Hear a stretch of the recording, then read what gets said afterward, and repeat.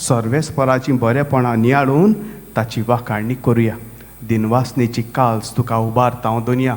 हें तुजें आनीक म्हजें मागणें ह्या दिनवासनेच्या बलिदानांत जावं दी. बाबणानो, आयच्या सेवा धर्म हेच बाबतींत उलयता. सगलें देवा कडसून येता. ओरोंबाक सोबद आसलो, सोबद देवाचो वें आसलो आनीक सोबद देव जावन आसलो.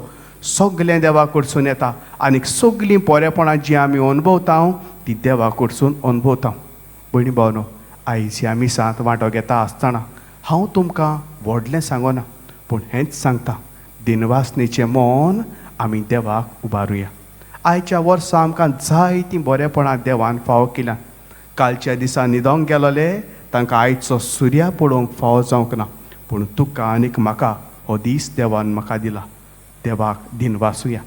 दिन वासुया भयणी भावनो. आमचे पासत वावुरतलीं जायतीं मनशां आसात.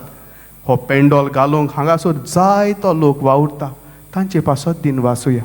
आमच्या जिविताचें उदारपसण करूंक आमकां जायतो लोक आसा. जावं तो पोदेर, जावं तो नुस्तेकार, जावं तो ड्रायव्हर, जावं दुसरी भाव भयणां. आमी एक बरें जिवीत जियेतले जाल्यार हांच्या वावराची, हांच्या सहकाराची आमकां गरज. तांचेय पासत तांच्या तोंडार म्हणया, देव बरें करूं.